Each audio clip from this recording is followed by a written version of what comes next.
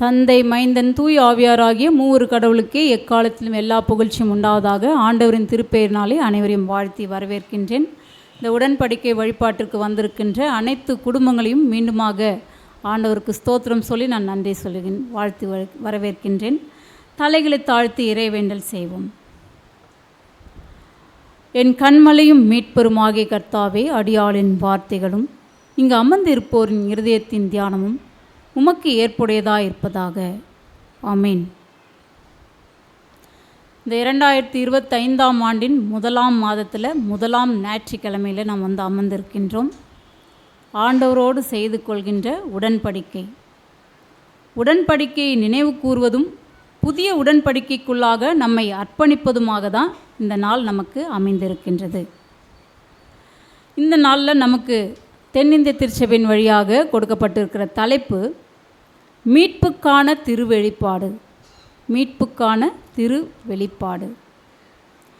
வெளிப்பாடுன்றது ஆண்டவர் எங்கெல்லாம் வெளிப்படுத்தியிருக்கின்றார் அவருடைய அற்புதமான செயல்களின் வழியாக, அப்படி என்பதை தான் நம்ம சொல்லுகின்றோம். அதே தான் நம்ம என்னன்னு சொல்லணும், மதிப்புக்குரிய வார்த்தையாக திருவெளிப்பாடு என்று சொல்லுகின்றோம். இந்த திருவெளிப்பாடு, மீட்புக்கான திருவெளிப்பாடு, ரெவலேஷன் ஃபார் சால்வேஷன். மீட்பு என்பது பல்வேறு கொடுமை அடிமைத்தளத்திலிருந்து விடுவிக்கும் பணியே மீட்பாக இருக்கின்றது. இந்த மீட்பு தனி மனித நன்மைக்கான மீட்பாகவும் ஒரு சமூகத்தின் விடுதலைக்கான மீட்பாகவும் விளங்குகின்றது. இப்போ ஆண்டவர் ஒரு சமூகத்தை மீட்டெடுக்க ஒரு தனிநபரை தெரிந்தெடுக்கின்றார். ஒரு சமூக மீட்புக்காக ஒரு தனிநபரை மீட்டெடுக்கின்றார். தனிநபரை கொண்டு அவரை தெரிவு செய்து அவர் வழியாக ஒரு கூட்ட மக்களை மீட்புக்காக இவரை பயன்படுத்துவதை நாம் பார்க்கின்றோம். ஒரு தனி மனிதனை ஒட்டுமொத்த சமுதாயத்தையும் மீட்டெடுக்க பயன்படுத்துகிறார் என்று நாம் பார்க்கின்றோம். கடவுளின் வெளிப்பாடுகள் அப்படின்னு சொல்லி பார்க்கும்போது திருமறையில் ஒளி, வெளிச்சம், அக்கினி, சுழல் காற்று, வெள்ளம், இன்னும் இறை வாக்குகள் வழியாக பல்வேறு உருவங்கள், அதாவது உருவகங்கள் சொல்லலாம், அடையாளங்கள், அந்த காட்சிகளின் வழியாக ஆண்டவர் நமக்கு வெளிப்படுத்தியிருக்கின்றார். பழைய ஏற்பாட்டில் இஸ்ரேல் மக்களுக்கு நற்செய்தி நூல்களில், பழைய ஏற்பாட்டில் பார்க்கும்போது அனைத்து வெளிப்பாடுகளும் இஸ்ரேல் மக்களுக்கு, நற்செய்தி நூல்களில் பார்த்திங்கன்னா யூத மக்களுக்கு, இன்னும் நம்முடைய வாழ்வின் சூழ்நிலைகள்லையும் ஆண்டவருடைய வெளிப்பாடு நாம் அறிந்து கொண்டு தான் இருக்கிறோம். இப்போ புதிய ஏற்பாட்டில் பார்க்கும்போது திருத்தூதர் பணிகள் நூல்கள் வழியாக அந்த நூல்களின் தொடங்கி திருவெளிப்பாடு நூல் வரை பார்க்கும்போது பல்வேறு வெளிப்பாடுகளை நாம் அறிந்திருக்கின்றோம். இப்போ கிறிஸ்தவர்களுக்கும் கடவுளின் வெளிப்பாடுகள் இறை மக்களுக்கு பொதுவான வெளிப்பாடாகவும், இறை பணியாளர்களுக்கு தனியாகவும் தனிச்சிறப்பான வெளிப்பாடாகவும் வெளிப்படுத்தி கொண்டே தான் இருக்கின்றார். அன்றைய காலத்தில் எப்போவோ திருமறையோட ஆண்டவருடைய வெளிப்பாடுகள் முடிந்து போய் விடவில்லை. தொடர்ந்து நம்முடைய வாழ்க்கையிலும் ஆண்டவருடைய வெளிப்பாடுகளை நாம் உணர்ந்து கொண்டு தான் இருக்கின்றோம். உணர்ந்து கொள்ள நாம் முயலவும் வேண்டும். அதுதான் ரொம்ப முக்கியம். இப்போ துன்புறும் மக்களின் மீட்புக்கான வெளிப்பாடு, துன்புறுகின்ற மக்களுக்கான வெளிப்பாடு எங்கே வருகின்றது நம்ம பார்த்தோன்னா, விடுதலை பயணம் படிக்க கேட்ட பகுதியில் 1-14 வரல இதில் முட்செடியில் வெளிப்படுகின்றார். ஆண்டவருடைய வெளிப்பாடு முட்செடியில். இந்த பகுதியில் மோசேக்கு தனிநபருக்கு வெளிப்பாடு கிடைக்கின்றது. இந்த தனிநபருக்கு வெளிப்படுத்தப்பட்ட பொதுவான வெளிப்பாடு, துன்புறும் மக்கள் அங்கே யார் என்று பார்த்தோன்னா இஸ்ரேல் மக்கள் துன்புறுகிறார்கள். என்ன வகையான துன்பம்னு பார்த்தோன்னா, அவர்கள் கொத்தடிமைகளாக அங்கே வாழ்ந்து கொண்டிருக்கின்ற நிலை. இவர்கள் ஆண்டவரை நோக்கி கூக்குரல் இட்டார்கள் என்று பார்க்கின்றோம். அது விடுதலை பயணம் யாத்திராகம நூல் 2:23-24 படித்தோன்னா அங்கே தெரியும். இப்போ இந்த நீண்ட காலத்தில் எகிப்திய மன்னன் இறந்து விட்டான். இஸ்ரேல் மக்களோ அடிமைத்தனத்தால் அழுது புலம்பினர். அடிமைத்தனத்தால் ஏற்பட்ட அவர்களது முறையீடு கடவுளை நோக்கி எழும்பிற்று. நம்முடைய வேதனைகள், கஷ்டங்கள், இடர்பாடுகள், கடினமான சூழ்நிலைகள் எதையுமே மனிதர்கள்கிட்ட நீங்கள் என்ன பண்ணக்கூடாது? ஷேர் பண்ணக்கூடாது. மனிதர்கள்கிட்ட நீங்கள் ஷேர் பண்ணாலே அன்றைய நாளில் உங்களை பரிதாபம் போல் கேட்டுப்பாங்க, அடுத்த நபரிடத்துல கேலியாக சொல்லுவார்கள். இதுதான் மனித மூளை. அப்போ உங்களுடைய கஷ்டங்களை ஒருபோதும் மனிதர்களிடத்தில் சொல்லவே கூடாது. அது ரொம்ப இம்பார்ட்டன்ட். பர்சனலாக நீங்கள் ஆண்டவர்கிட்ட முறையிடுங்க. அந்த கடினப்பாடு, அந்த கஷ்டங்களை கடந்து வருவதற்கான ஞானத்தை கொடுப்பார். அடுத்த பணிகளுக்கு தேவையான வழிகாட்டுதலை கொடுப்பார். உங்களுக்குள்ளேயே அது புதைந்திருக்கிறது.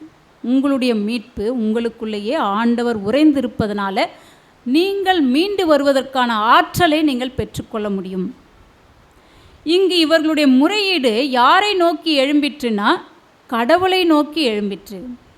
24, அவரது புலம்பலை கடவுள் கேட்டார். ஆபிரகாமுடனும் ஈசாக்குடனும் யாக்கோபுடனும் தாம் செய்திருந்த உடன்படிக்கையை நினைவு கூர்ந்தார். முன்னோர்களிடத்தில் உடன்படிக்கை செய்திருக்கிறார். உங்களுக்கும் உடன்படிக்கை, உங்களுடைய வாழ்விலும் உங்கள் பெற்றோர்கள் ஆண்டவரிடத்தில் முறையிட்டு இருக்கிறார்கள். இன்றைக்கி நான் நல்லா இருக்குன்னா நான் எத்தனை வாட்டி ஆண்டவரை தொழுது கொண்டு இருக்கிறேன், இன்றைக்கி நான் நல்லா இருக்கிறேன்னா நான் எத்தனை வாட்டி பைபிள் வாசிச்சுட்டு அப்படியே மௌனமாக ஆண்டவரே நான் இருக்கிறது தான் நான் நல்லாகிறேன். கிடையாது. நீ தொழுதாலும் தொழுது கொள்ளனாலும் உன் முன்னோர்கள் உனக்காக செய்த முறையீடு, உனக்காக ஆண்டவரோடு செய்து கொண்ட உடன்படிக்கையின் வழியாக தான் இன்றைக்கு நீ வாழ்ந்து கொண்டிருக்கிற. அவர்களுடைய துக்கம், அவர்களுடைய கண்ணீர், அவர்கள் ஆண்டவரை நோக்கி புலம்பிய புலம்பல் அது ஆண்டவருக்கு எட்டிற்று. அது எட்டியதின் விளைவாக தான் இன்றைக்கி நீங்கள் நல்லா இருக்கிறீங்க. நான் நல்லா இருக்கிறேன், நான் ஏன் கடவுளை தேடணும் அப்படின்ற எண்ணம் நமக்குள்ளே எந்த காலத்துக்கும் வந்து விடக்கூடாது. ஏன்னா அடுத்த ஜென்ரேஷனை நீ சுமக்க போகிற. உனக்காக உன் தாய் கண்ணீர் விட்டால் உன் பிள்ளைக்காக நீ கண்ணீர் விட வேண்டும். நீ ஆண்டவரோடு உடன்படிக்கை செய்து கொள்ள வேண்டும். தலைமுறை தலைமுறையாக காக்கின்ற ஆண்டவர். அப்போ தலைமுறை தலைமுறையாக ஆண்டவரோடு இருக்கின்ற உடன்படிக்கையை புதுப்பித்து கொண்டே இருக்க வேண்டும். நாம் இங்கு இவர்களுடைய முறையீடு ஆண்டவரை நோக்கி எழும்பிற்று. அவர் என்ன சொல்கிறார்னா, உன்னுடைய முன்னோர்களோடு நான் செய்திருந்த உடன்படிக்கையை நினைவு கூர்ந்தார். கடவுள் இஸ்ரேல் மக்களை கண்ணோக்கினார். அவர்களது நிலைமைகளையும் கடவுள் அறிந்து கொண்டார். அவர்களை கண்ணோக்கி அவர்களுடைய நிலையை அவர் அறிந்து கொண்டார் என்று பார்க்கிறோம். இப்போ அறிந்து கொண்டதின் விளைவு ஆண்டவர் இறங்கி வந்தார் என்று பார்க்கின்றோம். இப்போ இம்மக்களின் மீட்புக்கான வெளிப்பாடு எதன் வழியாக இருந்தது, யாரிடத்தில் இருந்தது அப்படின்னு சொல்லி பார்க்கும்போது, முட்செடி அங்கு பற்றி எரிகிறது. இந்த வெளிப்பாடு மோசேக்கு வழங்கப்படுகின்றது. இப்போ முட்செடி பற்றி எரிந்த உடனே அந்த பக்கமாக போய் பார்க்கலாம் என்று எண்ணிக்கொண்டு அவர் அந்த பக்கத்துக்கு போகிறாரு. போகும்போது காலில் என்ன அணிந்திருக்கிறார்? முள் செடினாலே நம்ம என்ன காலில் என்ன இருக்கும்? செருப்பு இருக்கும். ஆனால் அங்கே குரல் என்ன கொடுக்கப்படுகின்றது? கால் செருப்புகளை கழற்று, இது தூய்மையான இடம். அப்போ தூய்மையான இடத்திற்கு மதிப்பு கொடுக்க வேண்டும்.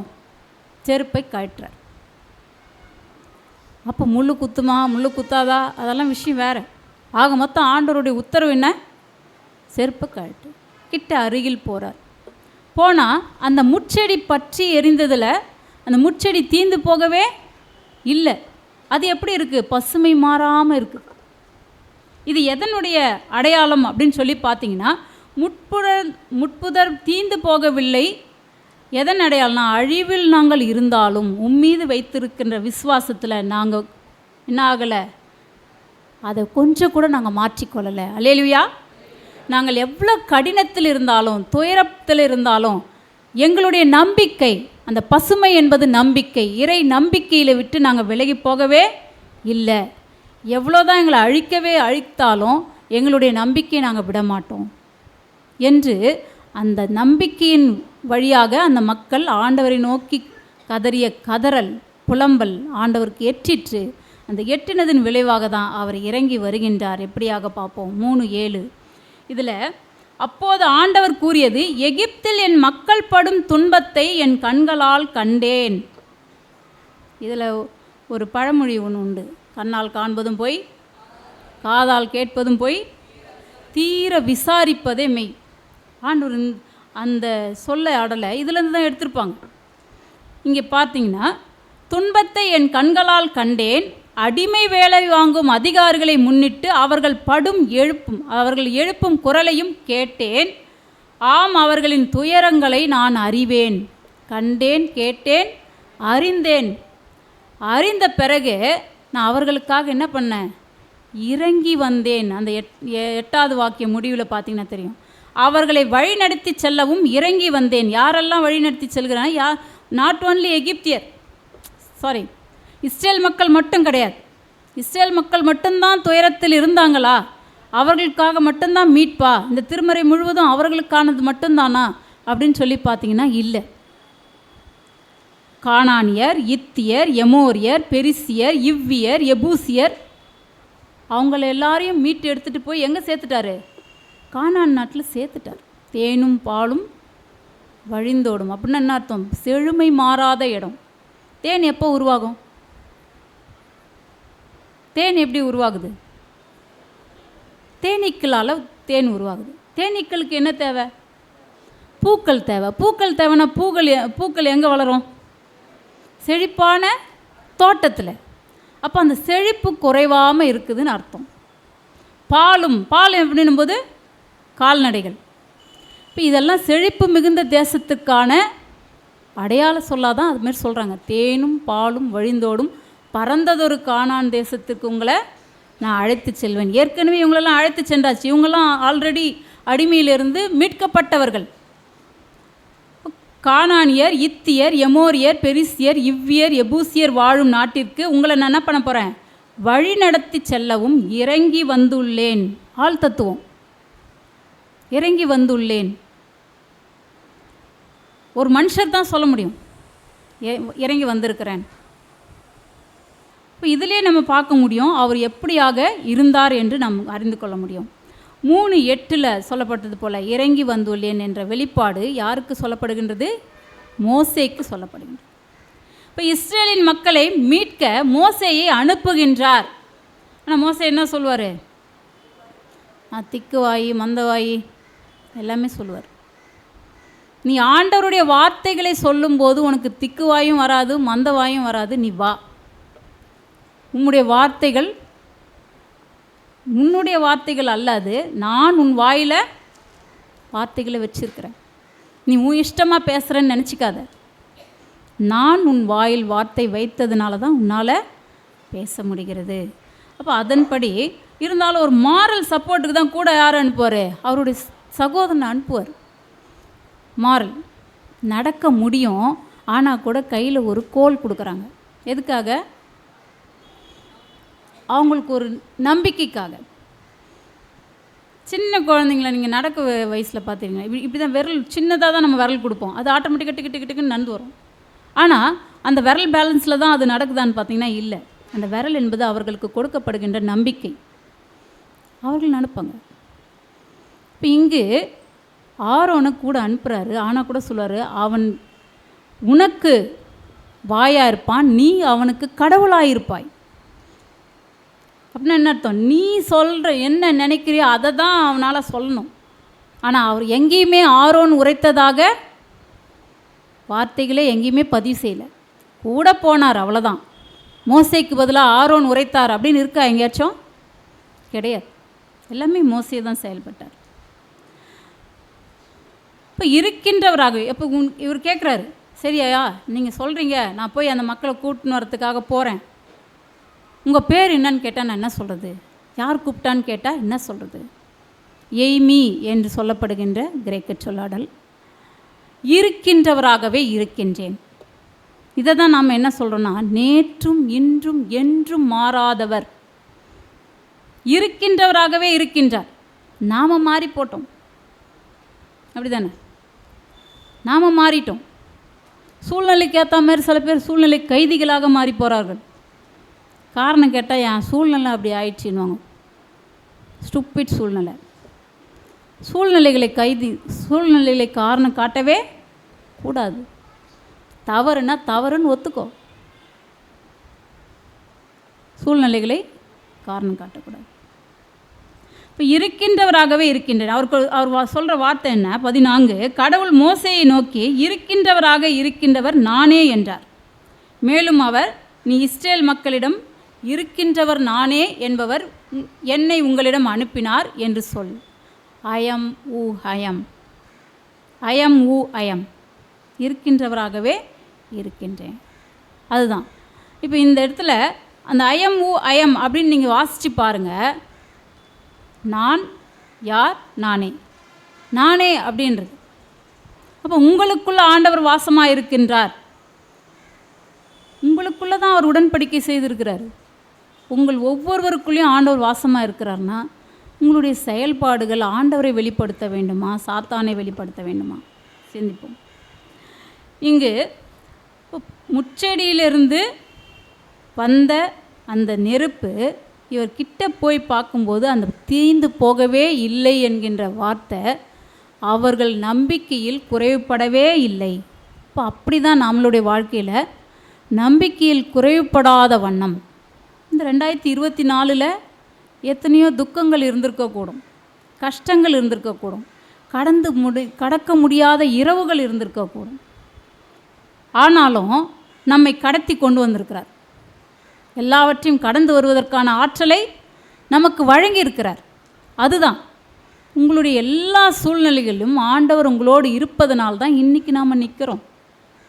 இப்போ ஆண்டவர் நம்மோடு இல்லைன்னா நம்மளால் இருக்க முடியாது.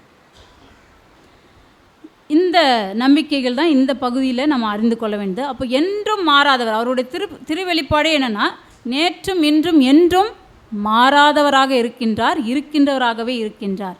திருவெளிப்பாடு 1:4-8 இதில் பார்த்தீங்கன்னா எக்காலத்துக்கும் அவர் ஆண்டவராக நமக்கு இருக்கின்றார். 1ஆம் அதிகாரம்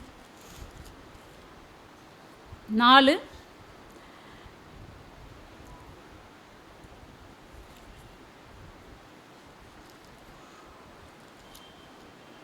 அவ்வளோ ஸ்லோவாக இருக்கீங்களா? ஆசியாவில் உள்ள 7 திருச்சபைகளுக்கும் யோவான் எழுதுவது, இருந்தவரும் இருக்கின்றவரும் வரவிருக்கின்றவருமான கடவுளிடமிருந்தும் அவரது அரியணை முன் நிற்கும் 7 ஆவிகளிடமிருந்தும் இயேசு கிறிஸ்துவிடமிருந்தும் உங்களுக்கு அருளும் அமைதியும் உரித்தாகுக. இந்த கிறிஸ்துவே நம்பிக்கைக்குரிய சாட்சி, இறந்தோருள் முதலில் உயிர் எழுந்தவர், மண்ணுலக அரசர்களுக்கு தலைவர். இவர் நம் மீது அன்பு கூர்ந்தார், தமது சாவு வாயிலாக நம் பாவங்களிலிருந்து நம்மை விடுவித்தார் என்று சொல்லப்பட்டிருக்கிறது. இதில் இருந்தவரும் இருக்கின்றவரும் வர இருக்கின்றவருமான, அப்போ முக்காலத்துக்கும் அவரே தான் நமக்கு ஆண்டவராக இருக்கின்றார். எக்காலத்துக்கும் அவரே தான் நமக்கு ஆண்டவராக இருக்கின்றார். அப்போ எக்காலத்துக்கும் உரியவர், முக்காலத்துக்கும் உரியவர், இருக்கின்றவராகவே இருக்கின்றவர், நேற்றும் இன்றும் என்றும் மாறாதவர். இந்த வெளிப்பாடு நமக்கு இந்த பகுதியில் ஆண்டவர் கொடுத்திருக்கிறார். இப்போ முச்செடியின் எரிகின்ற வழியாக முச்செடி தீந்து போகாதிருப்பது நம்முடைய நம்பிக்கை. எத்தகைய கஷ்டங்கள் வந்தாலும் என் நம்பிக்கை நான் விட்டு வெளியவே போக மாட்டேன். அடுத்து பார்த்தோன்னா அனைவரையும் ஈர்த்து கொள்ளும் வெளிப்பாடு. ஆண்டவருடைய வெளிப்பாடு அனைவரையும் ஈர்த்து கொள்கின்ற வெளிப்பாடு. இந்த பகுதிக்கு நாம் படிக்க கேட்ட நற்செய்தி பகுதி யோவான் இதில் இயேசுவை காண விரும்புகிறாங்க. இங்கு 21வது வாக்கியம் இங்கே படித்த சகோதரி வாசிங்க.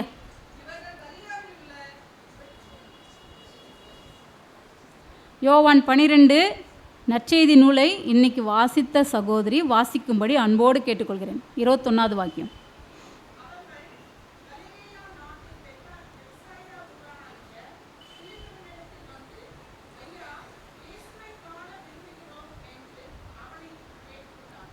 என்று அவனை கேட்டுக்கொண்டார்கள்.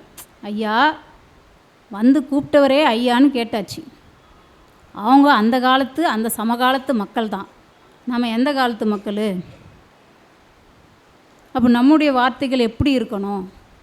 இதுதான் நாங்கள் சொல்லித்தரோம். திருவிழித்தை வைத்துக்கொண்டு என்ன சொல்கிறோன்னா, இறை அன்பர்களை அவனே இவனே நம்ம பேச வேண்டாம். இவர்கள் கலிலேயாவில் உள்ள பெத்சாய்தா ஊரை சேர்ந்த பிலிப்பிடம் வந்து, ஐயா இயேசுவை காண விரும்புகிறோம் என்று கேட்டுக்கொண்டார்கள். முடிஞ்சு போச்சு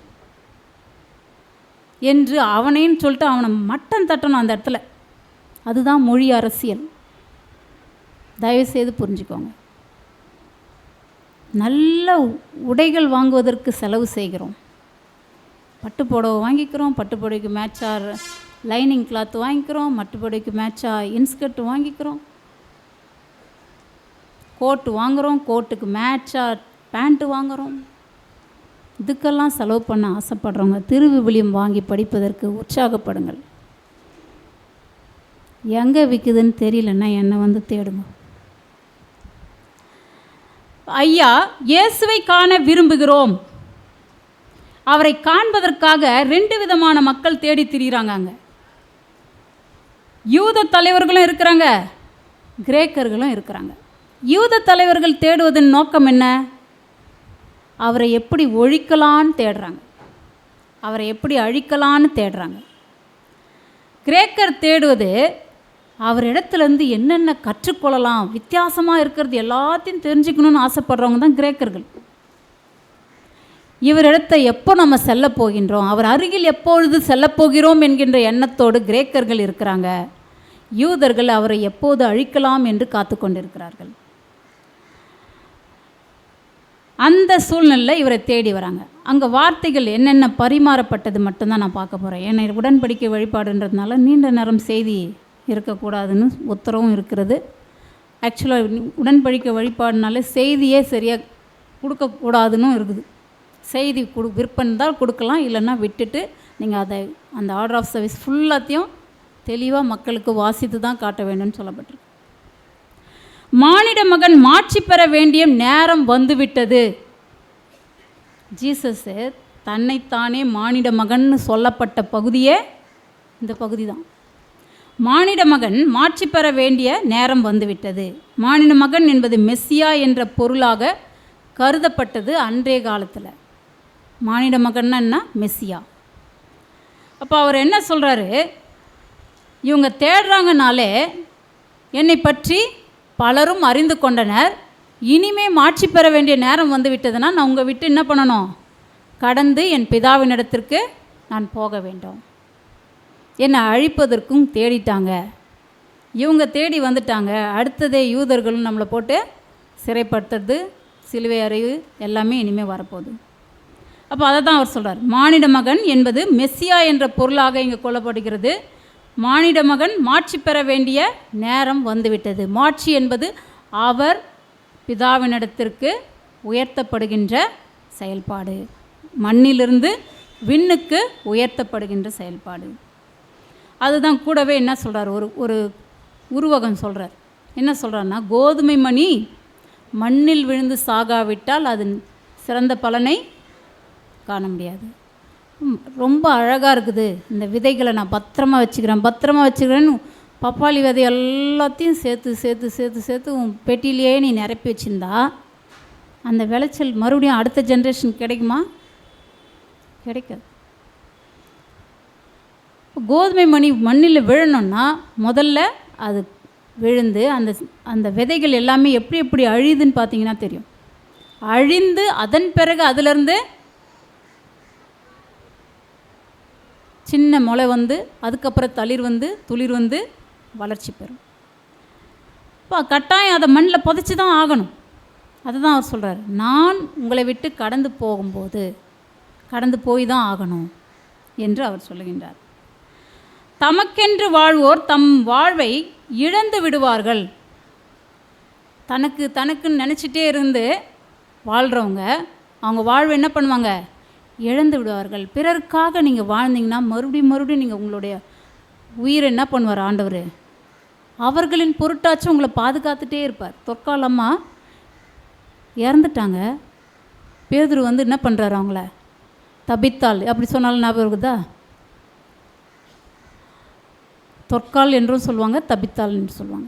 இவங்க கிட்ட வந்து அவர் நிற்கும்போது சுற்றி இருந்த கைம்பெண்கள் எல்லாம் அந்த அம்மா அவங்களுக்கு கற்றுத்தந்த போர்வைகளை காட்டுறாங்க. இதெல்லாம் நான் அவங்க கிட்டேருந்து நாங்கள் நெய்து கற்றுக்கிட்டோம். ஒரு ஸ்டிச்சிங்னு வச்சுக்கோங்களேன், ஸ்டிச் பண்ணுறதுக்கெலாம் எங்களுக்கு கற்றுக் கொடுத்தாங்க. இதெல்லாம் நாங்கள் இருந்தோம், இப்போ அவங்க எங்களை விட்டு போயிட்டாங்களே அப்படின்னு கண்ணீர் விடுறாங்க. விதவை தாய்மார்களுக்கு யாரெல்லாம் அரவணைக்கிறார்களோ அவர்கள் எல்லாமே அவங்களுக்கு சொந்தக்காரங்க தான். அப்போ அதுபோல் இந்த அம்மாவை பார்க்கும்போது அவங்களுக்கு இழந்து போனது, அவங்க சொந்த உறவே போனது போல் அங்கே அழறாங்க. அப்போ தான் அவர் சொல்கிறாரு, கொஞ்சம் இருங்க அப்படின்னு சொல்லிட்டு அவரை எழுப்பி விடுறார். அப்போ எழுப்பி விட்டவுடனே அவர் எழுந்துட்டாங்க. அந்த அம்மா எலியா ஒருத்தரை எழுப்பியிருக்கிறாரு, எலிசா ஒருத்தரை எழுப்பியிருக்கிறாரு, ஆண்டவர் லாசரை எழுப்பியிருக்கிறாரு. பேதுரு யாரை எழுப்பியிருக்கிறாரு? தபித்தாமலே எழுப்பியிருக்காங்க. எதற்காக? அந்த சுற்றி இருந்த அந்த பெண்கள் இவர் தேவை என்று எண்ணிக்கொண்டிருந்த அந்த கஷ்டம். நாயினூர் தாயுடைய மகனை கூட என்ன பண்ணார்? பாடையை தொட்டி ஆண்டவரே எழுப்பினார். இவங்களால தான் இவங்களுக்கு வாழ்வு என்ற சூழ்நிலைகள் இந்த உலகம் சார்ந்த அவர்கள் எண்ணிக்கொள்ளும் போது அவர்களை ஆண்டவர் சிறப்படுத்துகின்றார், அவர்களை உயிர்ப்பிக்கின்றார் என்று பார்க்கின்றோம். இப்போ தமக்கென்று வாழ்வோர் தம் வாழ்வை இழந்து விடுவர். சுயநலம் தன்னலம் கருதி வாழுகின்ற அவர்கள் தங்களுடைய வாழ்வை இழந்து போவார்கள். சுயநலத்துக்கான சிந்தனைகள், தன்னலத்துக்கான சிந்தனைகள். பெற்றோர் பெற்றெடுக்கும்போது அந்த 4 பிள்ளைகளையும் ஒருத்தருக்கு ஒருத்தர் எந்த ஒரு பாகுபாடு இல்லாத வளர்க்குறாங்க. ஆனால் வளர்ந்த பிறகு இவங்க பங்காளி ஆயிடுறாங்க. பங்காளின்னு என்னன்னு தெரியுங்களா? பங்காளி கொம்பு பார்த்துருக்கீங்களா?